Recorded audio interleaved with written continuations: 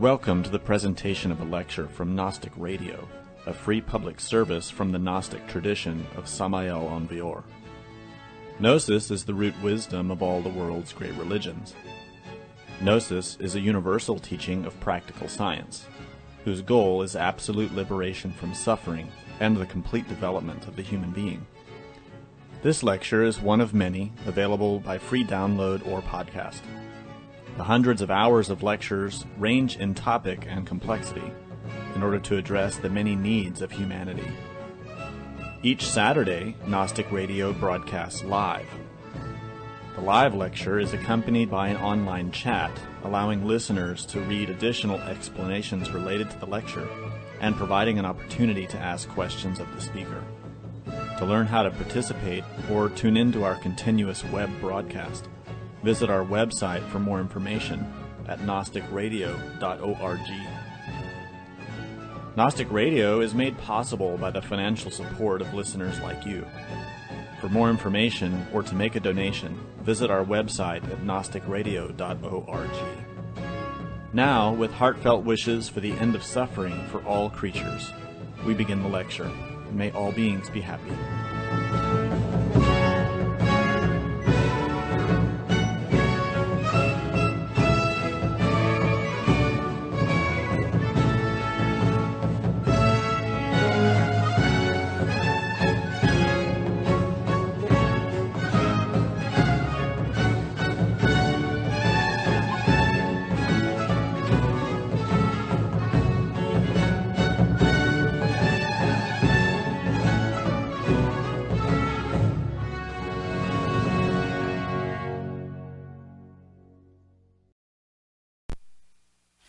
Daleth is the fourth Hebrew letter. In the previous three lectures, we have discussed Aleph, Bet, and Gimel. In order to understand the letter Daleth, we need to remember the first three letters and have at least a elementary understanding of them. Because Daleth, this fourth letter, is an intermediary between the first three and everything else. The letter Daleth is shaped with two lines, one horizontal and one vertical. And the simplicity of its form belies its incredible depth. Like all the Hebrew letters, Daleth has many levels of significance and conveys a type of spiritual wisdom that will escape the intellect. To comprehend Daleth, you have to approach it intuitively, because just like the three letters that come before it, it can mean many things depending on the context, depending on where it appears.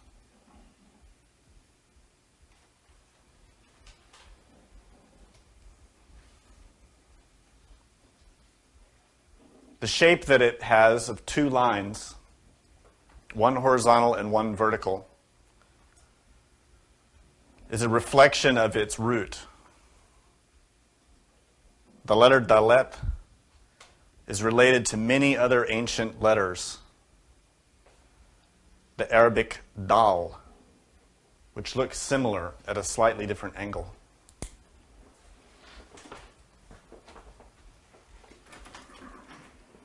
The Phoenician letter, Daleth, which looks like the Hebrew Daleth, but with an additional line connecting the two ends of the horizontal and vertical lines.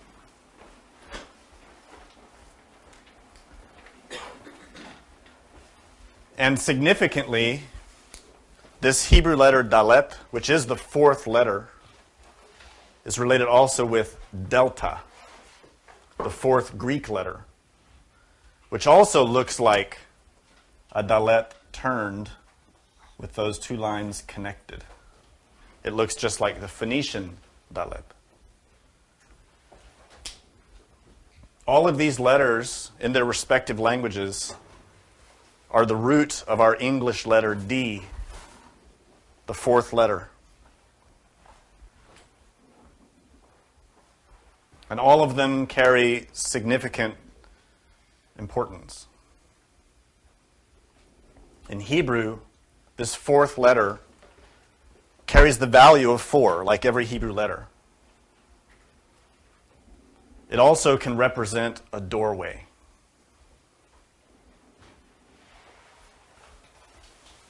In other words, when the letter is placed in a word, you have to keep in mind that not only is it the letter D, it's the number 4. And it also symbolizes a door.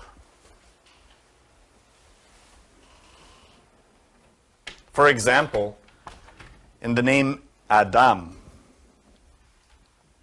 A-D-M, Aleph, Daleth, Mem in Hebrew, which in English we call Adam. Daleth is the central letter of this name, Adam. And it resides between the Aleph and the Mem.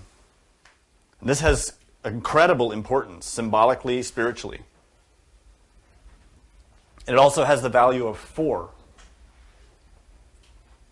which when you add the letters of the name Adam, the result is 9, which is also very significant. This is important to understand because when we study the Bible or we study any scripture, the names, the symbols, the places, the words have a numerical significance. They have a symbolic significance. For example, the word Eden. The word Eden also has Daleth in the middle of it. And that Daleth is the doorway to Eden. It is the door through which Adam and Heva left Eden. That is the Daleth in the middle of the word Eden. And guarding that door is a cherubim, a great angelic intelligence, who guards the entryway back to Eden. And to return to Eden is the purpose of this knowledge. In Hebrew, this knowledge is called da'at, which begins with Daleth. The first letter of da'at is Daleth. The first letter of the word for knowledge is the door. A Daleth, a doorway. In other words, da'at, knowledge, is the doorway back to Eden. But what's exceedingly interesting about this word da'at is that beginning with Daleth, a door, it is twofold. It is dual. And this is because any doorway is either a doorway to enter in or a doorway to go out. You can pass through a doorway in 2 directions. And the same is true of da'at, knowledge. This is why the tree of knowledge, the tree of da'at, is called the tree of knowledge of good and evil. Because from that door are 2 potential outcomes. It is not that we can make knowledge what we will of it. That knowledge can be just a plaything or a toy. Knowledge is power. And power entails a terrible responsibility. If we utilize knowledge without consciousness of that knowledge, we create harm. We create destruction. This is abundantly evident in our day and age. Humanity has been bestowed with great knowledge, but also is afflicted with terrible ignorance and utilizes its knowledge for destruction. This is why the single largest expenditure in the world today is to create weapons to kill. We don't spend most of our money on food or on the welfare of others. We spend the majority of our country's budgets on weapons, on death. This is because we use knowledge ignorantly, guided by the animal instinct, the nefesh, desire, passion, and all of the egotistical elements that infect us due to our karma. You see, knowledge is a doorway of cause and effect. Every action that we perform produces a result. When that action is empowered through knowledge, the result is multiplied. And there is an exponential scale that unfolds here. The greater our knowledge, the greater power we have for either good or evil. In Hebrew, these words are tob and ra. Knowledge is da'at, good is tob, evil is ra. But ra is not just evil like a guy in a red suit with a pitchfork. Ra really means impurity, pollution. But it implies a force, an intelligence. You can translate Ra as impure spirit. This is why when Heve, the woman, was tempted in the garden to eat of the fruit of knowledge, that symbolic tree, her desire corrupted her action, and the result was impurity, Ra. Thus, she passed through the doorway of Da'at, knowledge, and left Eden. Because she failed when facing her desire. She left Eden. Now she, in this context, is not a person. She is a part of us, part of our psyche. Adam, Cheva, Ish, Isha, the man and the woman, in Hebrew terms, are symbolic. They represent the man, the masculine force, represents our brain. The woman, the receptive force, represents our sexual organs. And the relationship between the two is how we create. Adam and Eve are the root of creation of humanity. The root of our forces of creation reside in our brain and our sex. Adam, Hava, in us. We are tempted by the tree of knowledge, Da'at, by the fruit of that knowledge. But that is within us. And we fail when our desire clouds our judgment. And we leave Eden.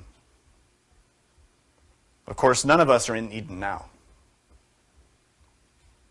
We're all in the wilderness. We are in suffering.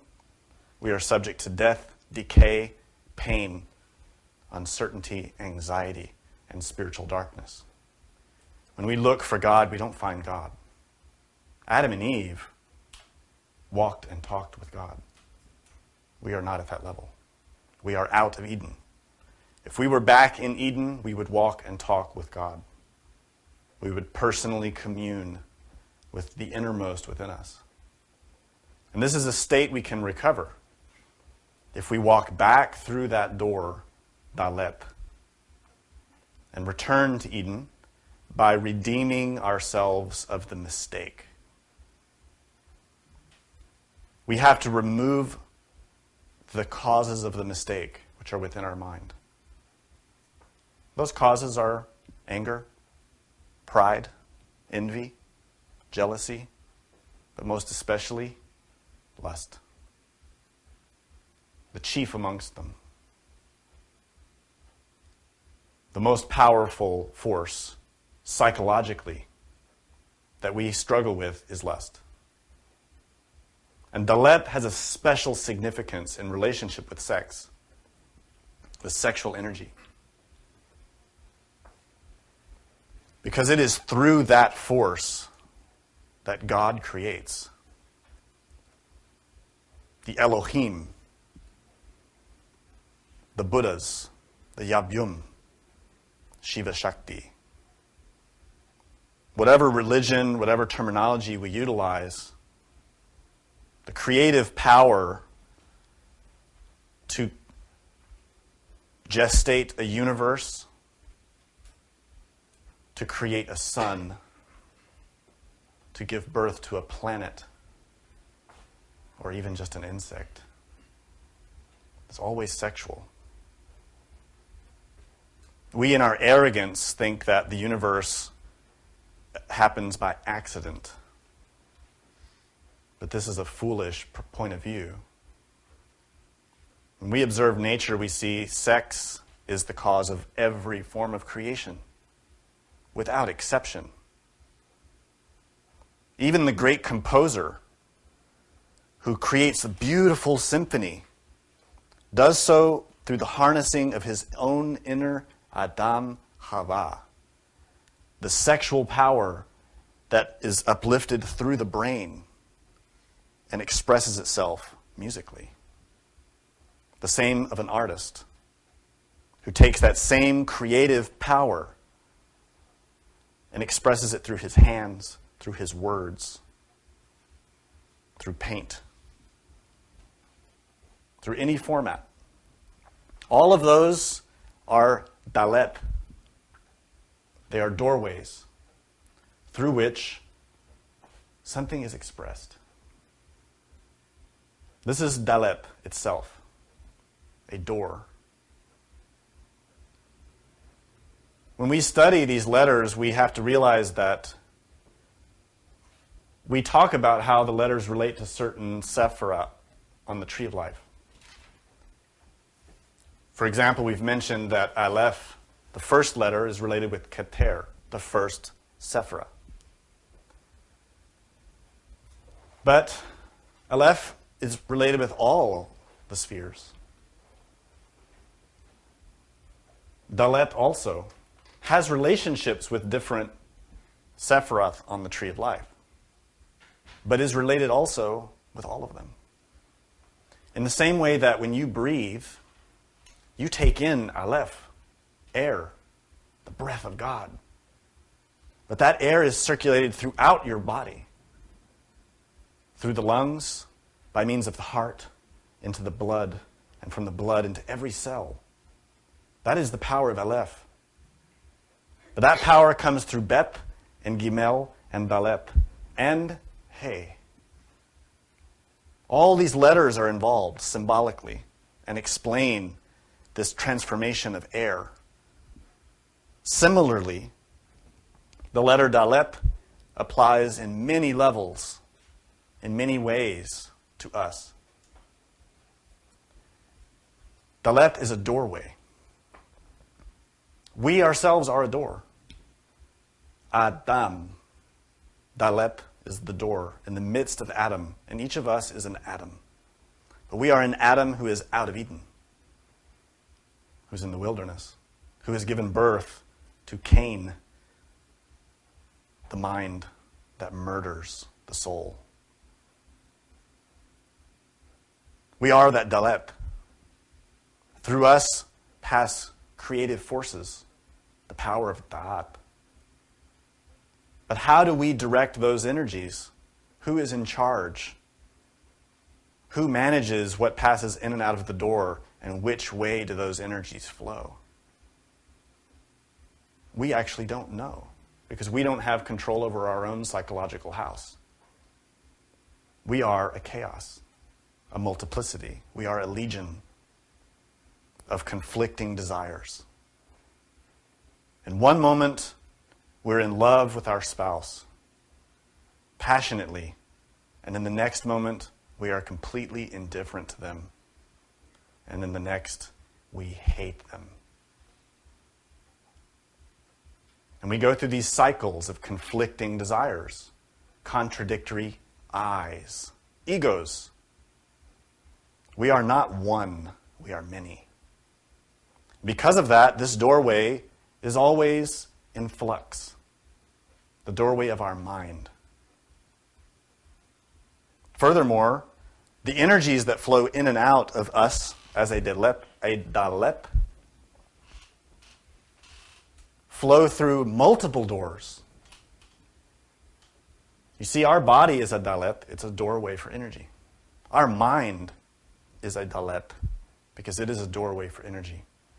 Each of your eyes is a Daleth. Each of your nostrils, your mouth, your hands, your feet. They are all doorways to transform energy. And yet, who's in charge of them? This is extremely significant. This is not merely theoretical fun and games. Because in each moment of your existence, you are creating. The human organism is a transformer of forces. And according to your will and your action, those forces are transformed. And those forces produce consequences, results. This is called karma in Sanskrit, from the word karman, which means to act or action. Karma is simply the law of cause and effect. We're not here on this planet to just do whatever we want, to just do whatever we please. Even though our media loves to tell us this. Our media and our culture loves to tell us that life is just about enjoying all of the pleasures we can, as much as we can until we die. And this is a very convenient lie for those who are benefiting from us behaving that way. But we do not benefit from this behavior. Neither does God. Neither does humanity. And the evidence is all around us. Because of our behaviors, we have created this society. Because of how each of us behaves individually on a day-to-day basis, we have created this world, not God. We have created starvation, poverty, rape, war, nuclear weapons, chemical weapons, all kinds of cunning ways to cheat one another. We have made all of that because of desire.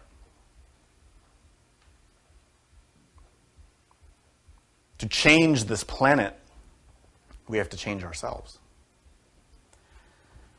Delta, the Greek letter which relates to Daleth, when you use the letter delta symbolically in mathematics, it means change. It's a symbol in math that indicates change. It is a door. A doorway through which things change. We need to become that.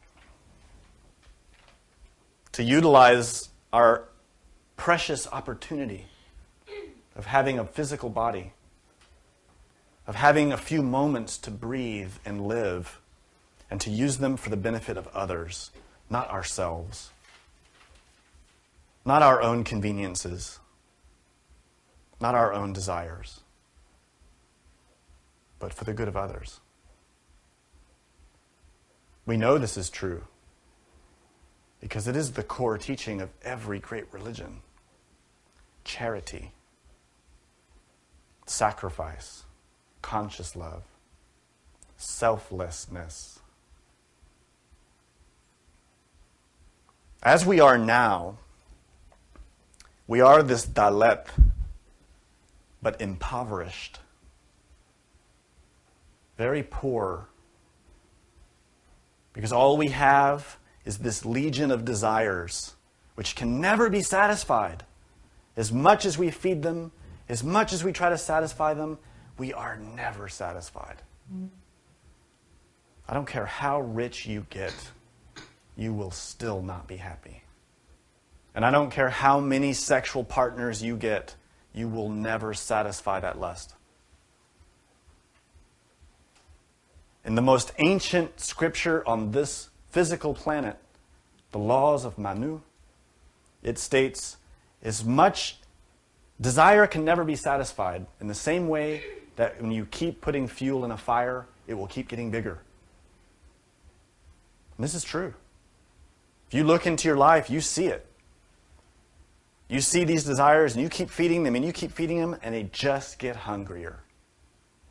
That's because those desires are the vehicle of the tempting serpent. And yet, we become addicted to sensations. Physical sensations, emotional sensations, mental sensations. We are impoverished because our desires have stolen everything. Many of us have jobs and careers and lives that we didn't really want anyway. A lot of people choose careers and directions in their life because they want to impress other people. Or they're trying to do something to impress their parents or their family. Not because they wanted that. In the end, they end disappointed, discouraged. Many times we follow our desires only to discover we didn't get anything out of it. Or when we got something, it was painful. We are impoverished. As much as we seek and seek and seek in this external world, as much as we think that we need something outside of us to give us happiness, we are fooled. We are suffering a delusion because nothing external to you will ever give you lasting happiness. This is because happiness is a quality of consciousness. It is a vibration of the soul, which is internal, which is psychological. And that vibration can only emerge when that soul is free of desire. When there is no desire to cage it, then happiness is natural, is normal. This is the natural state of the mind. Joyfulness, happiness, contentment, peace. You see, the tranquil heart, the joyful heart, is the natural state of the human being. The anxious heart, the fearful heart, the lustful one, is unnatural. It is unnatural. It is not normal. We are abnormal. We are sick. We are infected. We are diseased, and we are dying. This humanity is dying. We are observing the death throes of this humanity. We are a dying patient who refuses to accept the cause of our illness. And we keep trying to find external things to fix it, like economically, politically, materially. But none of these things can solve the problem because the problem is psychological. It's inside. Daleth, the letter Daleth, by itself, not only represents a door, it represents a poor man, a beggar, an impoverished man. That is us. We are a doorway, but we are impoverished. We are poor. In Hebrew, the word for poor is dalah. Daleth lamed. And in Sanskrit, The letter D is dal. No, I'm sorry, it's in Arabic, dal. But in Sanskrit, the poorest food, the food that the poor people eat, is called dal. This is where we get porridge in English. The food of the poor, the porridge. And we all look at it like we're above that. But we are poor spiritually. We don't have God within. What we have within is desire, ego, fear, resentment, attachment. We are a poor man in darkness, burdened with terrible karma. This is why we suffer. There is a way to change this, because the Daleth is the doorway. We are that door. We have the potential to change if we're serious, if we're humble, if we put ourselves in the hands of our innermost being, our own Yidam, which is an Asian term referring to the innermost, the being, God, the Buddha. Our inner father, which in Hebrew is symbolized by the letter Gimel, which was last week's lecture. The Gimel represents the rich man.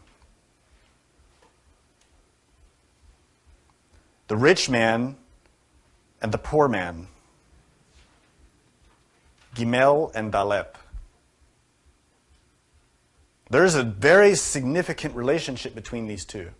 And this is why in the Zohar it states that you can never separate Gimel from Daleth. They need each other.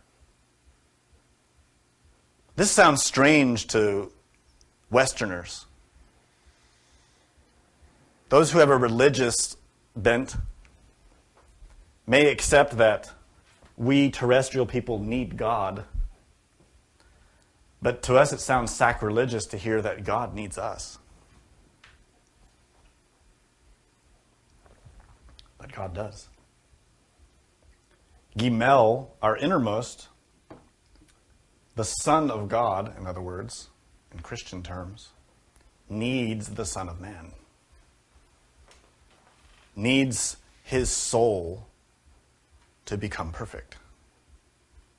To receive his inheritance. To receive his treasures from heaven. So that that terrestrial man can become a doorway of the light. A prophet. A bodhisattva. A vehicle of Christ. A transmitter of wisdom, who is selfless, but radiates the light of the real being, who is a non-being, who is beyond any kind of I, but is the perfect individual. You see, this kind of psychology transcends the capacity of the intellect. It is intuitive. This is why Daleth is so important. To enter this door, Daleth, to become this door of Daleth, one has to become a perfect expression of the inner being. Gimel. And what's very amazing about this is that when you put Gimel and Daleth together, it spells God. Do you see that? God. Gimel, G. Daleth, D. But in Hebrew, we would say God, G-A-D, God, which is actually a word that means to tell, to speak. And how does God create? Let there be light. through the telling, through the throat. What you might want to remember now is that da'at, knowledge, is at the level of the throat, on the tree of life. God creates, the Elohim creates in Genesis through the Word, which in Greek is logos, the Word. But that word comes from the throat. Let there be light. Aur is light. That creation occurs only when Gimel and Daleth are united. When you put Gimel and Daleth together, you unite the inner man, the celestial man, the innermost, with the terrestrial man, the natural man. When those two parts are united, then you can say God, to speak, to tell. Then the prophet can speak the words of God. This is how John the Baptist performed his mission. John the Baptist represents that. Moshe, represents that. That vehicle within which the Gimel and Daleth are united, and through which the Word of God emerges. In particular, Gimel relates to Chesed, the Sephirah Chesed. If you count downwards from the top of the tree of life, you would reach the fourth Sephirah.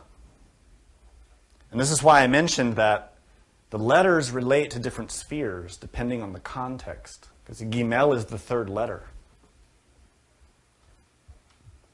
But in the simplified tree of 10 spheres, it relates to the fourth sphere. But so does Daleth. Daleth is the fourth letter. It also relates to Chesed. The word Chesed ends in Daleth. It's the last letter. It is also the middle letter of the other name for this sphere, Gajulah. Gimel Daleth. Daleth is very significant here. And Gimel, because it's here in Chesed that this relationship is manifest. In Sanskrit terms, Chesed is Atman, the self. What Atman emerges from, what the self emerges from, is Anatman, the non-being, the father of the father. Eheye asher eheye in Hebrew. He is that he is. Pure being, Christ, in other words.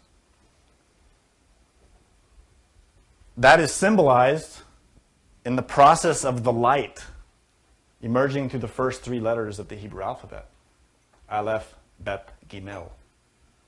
And in these first three lectures, this process was explained to some degree. How that light emerges through processes of creation, through trinities. The upper trinity of Keter, Chokmah, Binah. In the world of Atziluth, or the world of archetypes. This is the blueprint of the soul that is not yet formed. When that light needs to descend and create a soul, Binah, the Holy Spirit, Shiva Shakti, descends into the world of Bria, the world of creation. And it's here that 3-in-1 of Atziluth becomes 2. And each of those 2 contains the 3 within. And in that process, we have the Yabyum, the Shiva Shakti, God and Goddess, El and Elwa, Ab and Amma. The divine couple, the divine parents. So you see, that upper trinity expresses as a unity of two trinities. This forms the seal of Solomon, the Star of David. If you didn't follow it, don't worry. We'll repeat this again and again. It takes intuition to grasp, not intellect. You see, this unfoldment of the light through these subtle worlds from Absolute to Bria is how God creates sexually. Because God is not male. God is male-female, as we explained in the previous lectures. This creation is mirrored in every other level of nature. Every other level of nature, creation is sexual, because they all mirror how God creates. But God, the Elohim, the Yab-Yum, creates through purity, through Tob, not Ra, not impurity, not lust. There's a profound difference.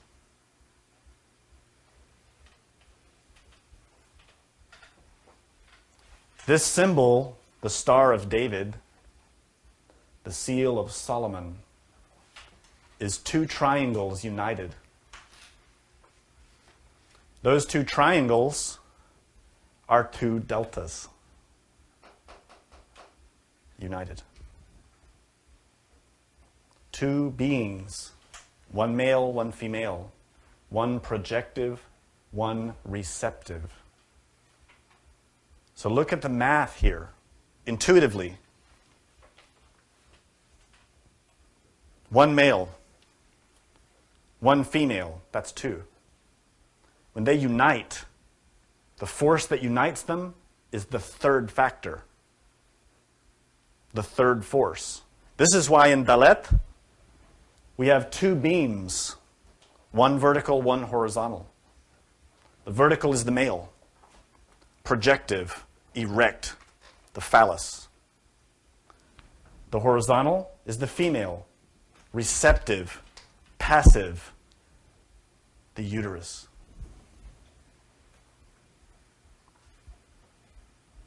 The force that unites them is invisible. This is why in the Daleth, these two lines touch but do not cross. They connect but do not yet merge. This is a beautiful symbol. And you will only grasp it when you comprehend the letter He in the next lecture. Why this is significant. The third force that binds them, that connects them, would be drawn between the two ends of the horizontal and vertical. And when you draw that line, that invisible force of love, that mystical, beautiful force of love, you form a triangle. You form a trinity. You form the power to create. The power to create is the law of three.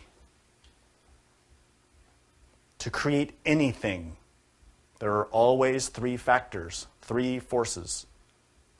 Projective, resistant or receptive, and the one that conciliates them, that equilibrates them, that balances them. The most easy to understand, but most mystical of them all, is the relationship between husband and wife. It is sacred because it is a reflection of how God creates. In that union, the male and the female represent Shiva Shakti. And that third force that unites them is supposed to be love. But in these times, it is mostly lust. Therefore, that union is destructive. When lust is the binding factor, what is created is pain. That force of God, which should create positively in Shamayim and Uranon, in heaven, instead creates in hell. Because you see, heaven and hell were both established by divine laws as conduits for energy. Everything in nature is polarized. Positive, negative. Black, white. Night, day. Hot, cold. Acid, alkaline. Right? Everything, every energy is polar, including sexual energy. That energy is polar, and it is polarized according to our will. How that energy passes through our own Daleth, our door, our mind, our sexual organs. When we enter that door of da'at, of sex, then these two parts of Daleth merge and connect. The vertical male, the horizontal female, and we form a cross, the most ancient and sacred symbol in the world.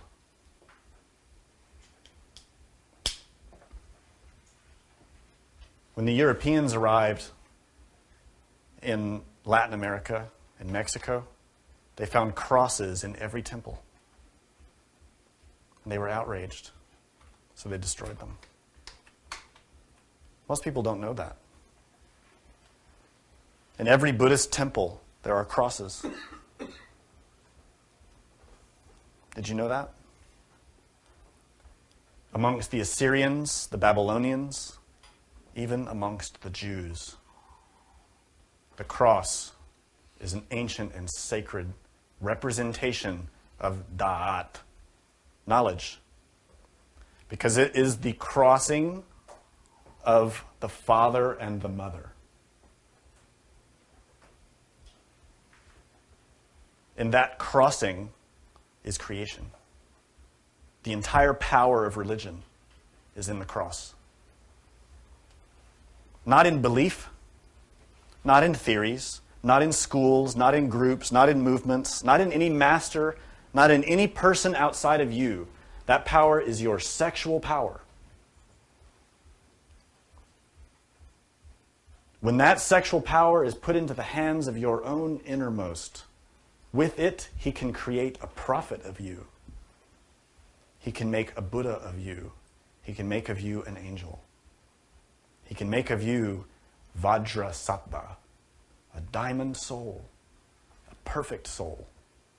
This is why the law states, thou shalt not fornicate. Thou shalt not commit adultery. This is why in the scriptures of every religion, the orgasm is forbidden.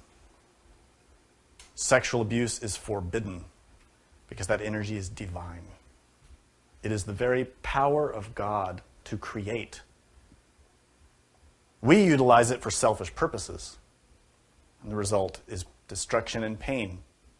This is why Adam and Eve had childbirth in pain,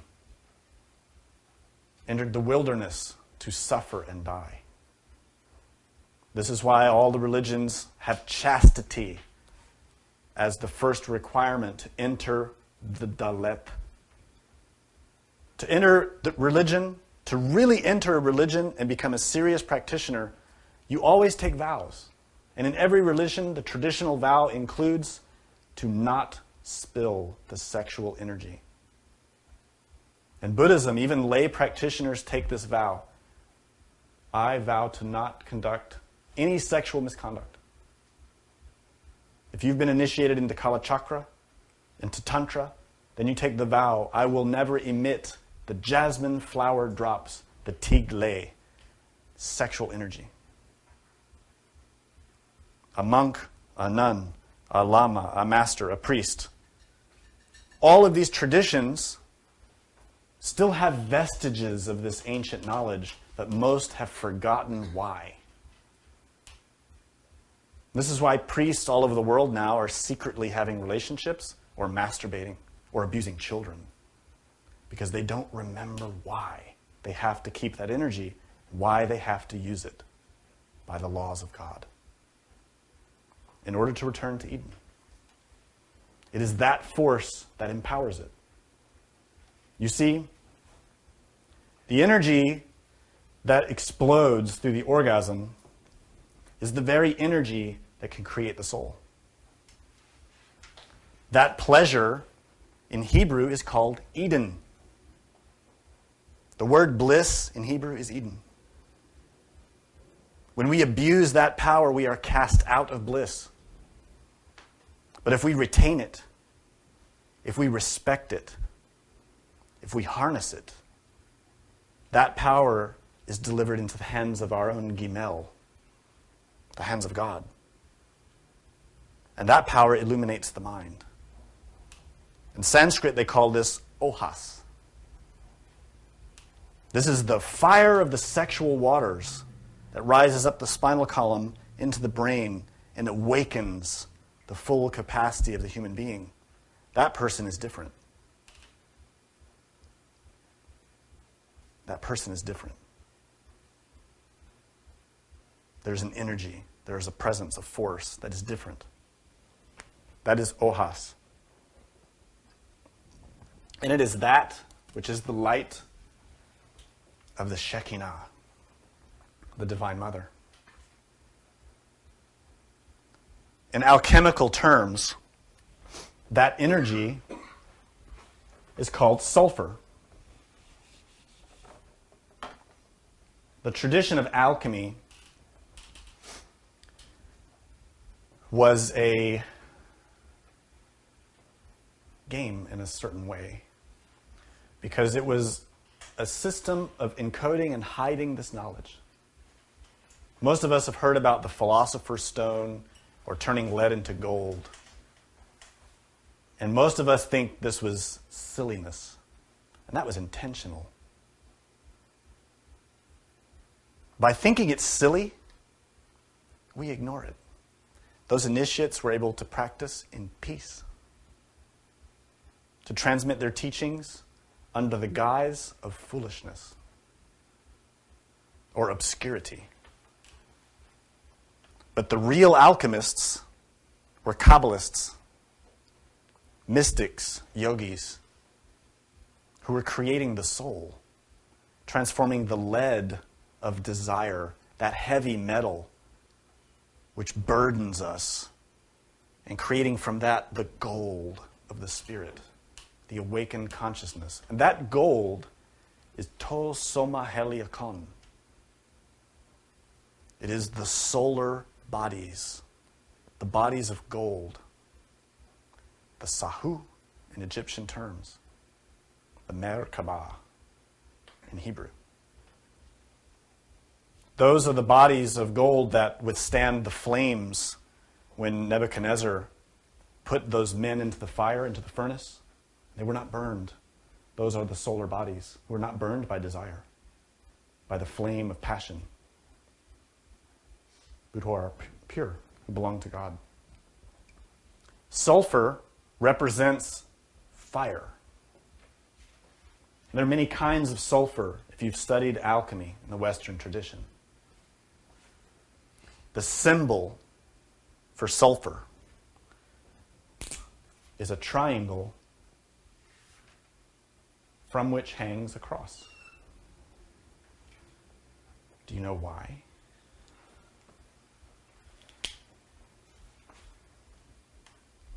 This is a sexual symbol. When we look at the tree of life, we can see why. The upper triangle, which is that creative power, the law of three, expresses itself through the cross. The crossing of male and female. And this is why we see in this symbol for sulfur, the triangle with a cross below it, we see how this power of the Trinity manifests through Da'at as a cross. Beautiful symbol. Ancient. I'm not making this up. This is incredible knowledge that's been hidden right before our eyes for thousands of years. And we just haven't paid attention. What's even more interesting, even more amazing, is that among the Greeks, this exact symbol represents Athena, Minerva, the Divine Mother. Because her power is sexual. The power of the Divine Mother is her womb, her uterus, her sexual power. The woman creates through this vehicle, this vessel, this door. Athena, Minerva, Diana, Durga, whatever name you apply to this force, is Eloah, the goddess Shekinah, whose power to create is through Da'at, by uniting with her husband, her spouse. The symbol of Athena, Minerva, the serpent. And who is her antithesis? Her antithesis? Medusa. Desire, lust, ego, pride, vanity. Athena can deliver unto her hero the weapons to kill Medusa. We have to become that hero. To take that fire of sulfur and harness it through sexual work, transmutation, scientific chastity, white, pure tantra. No lust, only love, cognizant, conscious, pure. When that fire is harnessed and utilized through prayer, creation happens. Magic. The most beautiful, most amazing, most spectacular doors, Daleth, are opened. The doors of the consciousness. By this method has arisen every Buddha, every angel, every saint, without exception. It has always been secret. It has always been protected because humanity would abuse it. In the same way we've used every other kind of knowledge we've ever received. We take it and we utilize it to feed our lust, to feed our pride, to satisfy our anger, our resentment. But time has grown short. The age is drawing to a close. So the door of the temple has been opened. The Daleth of the temple has been opened. The sacred knowledge has been revealed, just as I have opened it to you in this lecture. For the first time, because the time is short. We don't have time now to play games, to keep trying to cheat each other, lying to each other, stealing from each other, abusing one another, subjecting this humanity to so much pain. A great doorway has opened. It started in 1950. And in stages has opened further and further because we've moved into a new era. The very beginning of a new era. Humanity is passing through a great doorway, a Daleth. The result will depend upon you. No one else. It does not depend on any master, any movement, any group, any book, any school. It depends upon you. What you do today, from moment to moment. How you use your energy. How you use your Daleth. Will you continue to hide your desires, to protect them, to feed them, to nurse them? Or will you conquer them? Can you become Delta, the agent of change? Not outside, inside. We have to know ourselves. The entrance into Da'at, knowledge, is inside of us. It is sexual, it is psychological, it is spiritual. And it does not come by accident. It comes by cause and effect. The whole work is cause and effect.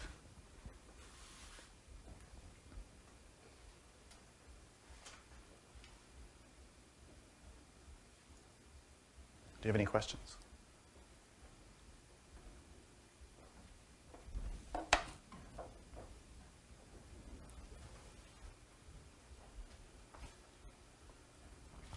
Everybody sleeping?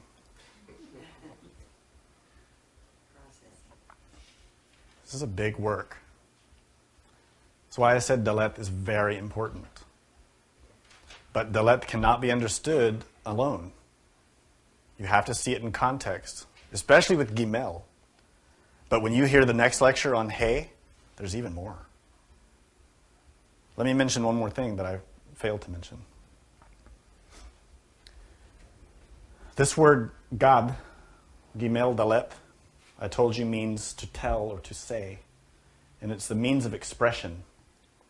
But in particular, it's how Gimel delivers through Daleth. How the celestial man delivers to the terrestrial man and then through that door of the terrestrial man and out. We can see that in any prophet. But it's particularly important for us, spiritually and psychologically. Especially when you study David. King David, whose name is spelled Daleth, Vav, Daleth. Two Daleths. The Vav we're going to talk about in 2 lectures. It's the 6th letter. But David, the king, is deeply symbolic of the process I've been discussing in this lecture. But it's so Kabbalistic, it probably takes several lectures to fully explain and grasp. But the main thing that I want to point out is if you look in the scripture about the story of the king David, the very end of his story, he receives guidance from a prophet named God. Gimel Daleth. This is just before the arrival of Solomon. Solar man. Solomon. His son. What it points to, if you study this chapter in the Bible, God, the prophet, Gimel Daleth, represents, and it says there in the Bible that God was David's seer. And it shows how David received guidance from God, but through how these letters are symbolized there. David is also a symbol of an archetype. So I point that out so you'll realize the things we discuss are in the scripture. If you look carefully, if you meditate, if you reflect on it, there are so many beautiful mysteries hidden there. Also, what I've been discussing in this lecture is Da'at, which begins with the letter Daleth. And Da'at is the hidden sphere related with the throat. But in the Bible, it's symbolized by Eden, which also has the letter Daleth. But Eden is not one thing.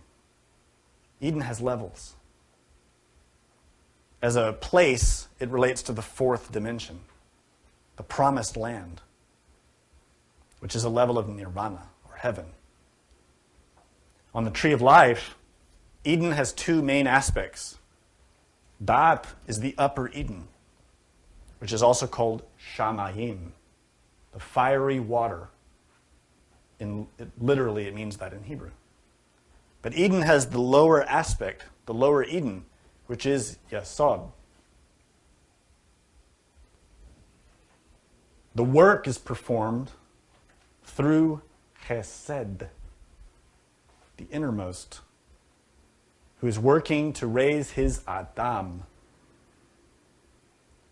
up out of suffering into Eden and then into Shamayim, to heaven. What you notice there, if you observe these words, they all have Daleth. Yesod ends in Daleth. Chesed ends in Daleth. Da'at begins with Daleth. Gedulah has Daleth. This is very important. So you had a question? Yes. Why is Daleth or D or Delta prevalent in all languages as in DVD?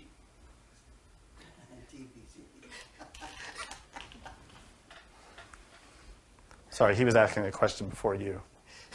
Go ahead. All right. We see a lot of people wearing symbols of the cross, one way or another. We notice by now we know the symbolism of the cross, the true symbolism. How blasphemous is it for a person to wear the cross right side up and not work on his or herself? How blasphemous is that? Is that blasphemy? No. The blasphemy that we perform is through our use of energy. Whether we wear a cross or not, or how we wear a cross, is pretty much irrelevant. It's the same as having beliefs and theories. You can have all the beliefs and theories you want. You can dress like a priest if you want. It doesn't make you holy.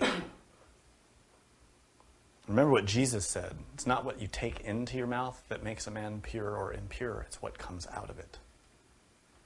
And that mouth is the throat, Da'at, the emergence of that force from us. That is what makes us perform blasphemy. Blasphemy is also a veil, religiously speaking. The Bible talks many times about blasphemy. Nowadays, we associate this with the commandment, thou shalt not speak the name of thy God in vain. But we forget that to speak is God. G-D, Gimel Daleth. It doesn't mean physical speech. It means thou shalt not treat this force from Gimel lightly. Don't take it in vain. Don't ignore it. Do you see that? To take the name of God in vain means to not value it, which is what we do.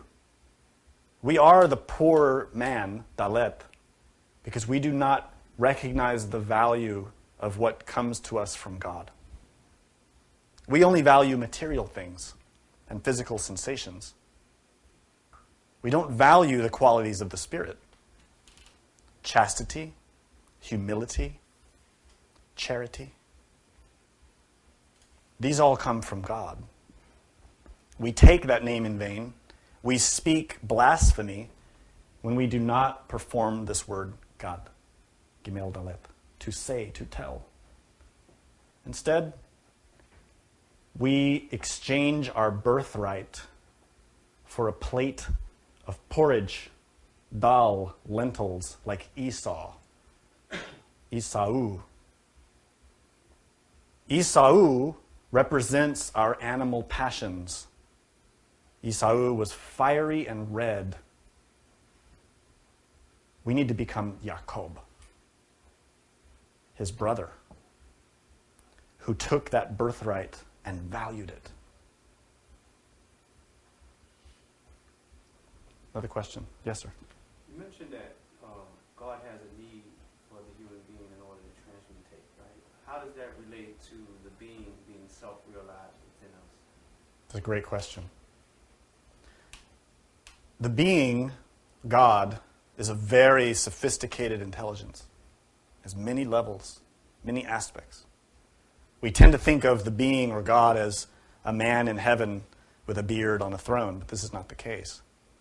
Our being is more like an army of intelligences or sparks that need to be united in one thing. To be self-realized is to have complete cognizance of oneself. But this refers to the being. You see, in the writings of Samael Aun Weor, you'll often see this phrase, the inner self-realization of the being. We don't read that carefully. What it's actually saying is the realization of the inner self. We are not the ones who become realized. It is the one inside of us who becomes perfect. When we perfect ourselves, we reflect that inner perfection. But we are not that. We are just a mirror. We here terrestrially are just a terrestrial man. Nothing more. God is perfect. We are not. Even a prophet, even a bodhisattva, is just a man and should be treated as such. No man is better than any other man, because every man, every woman has God within. It is that divinity that should be respected, not the terrestrial person,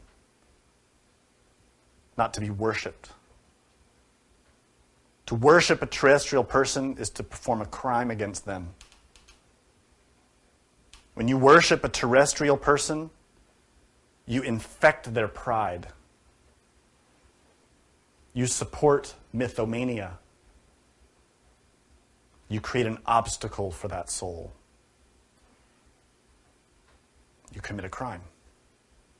This is why Jesus stated very clearly, "Be ye not many masters, for there is one master, and he is God."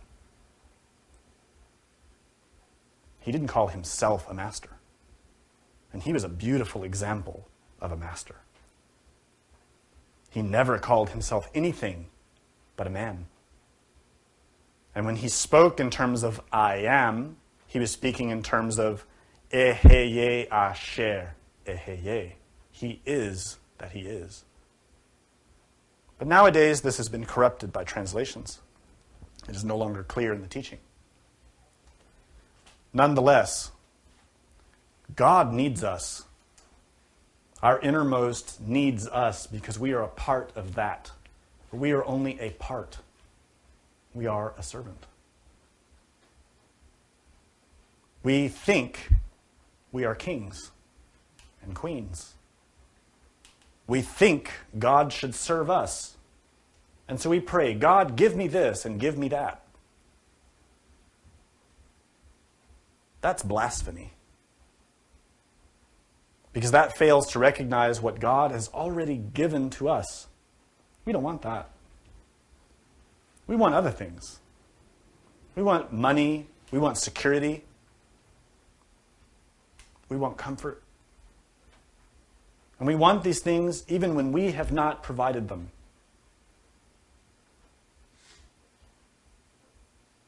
What we need to do is to be grateful for what God has given us.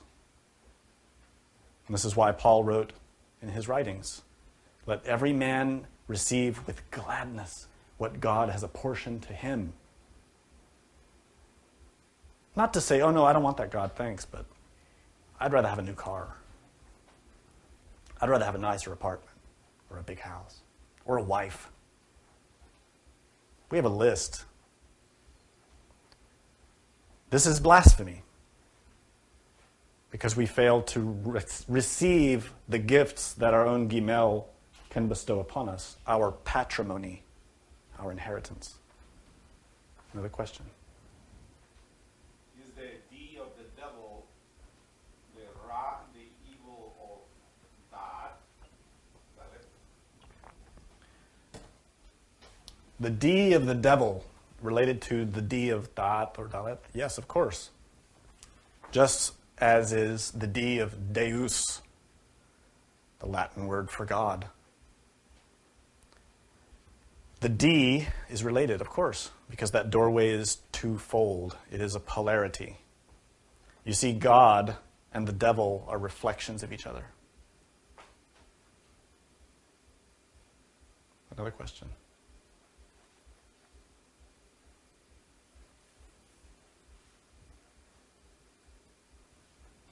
Okay, thank you.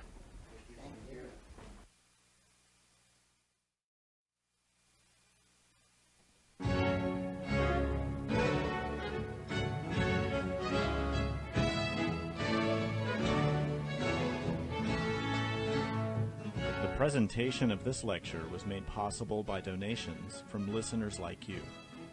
Help Gnostic Radio to help others. Make a donation by visiting gnosticradio.org. For questions and deeper understanding of this lecture, we invite you to explore the wide variety of resources available on our websites. Thank you for your support. May all beings be happy.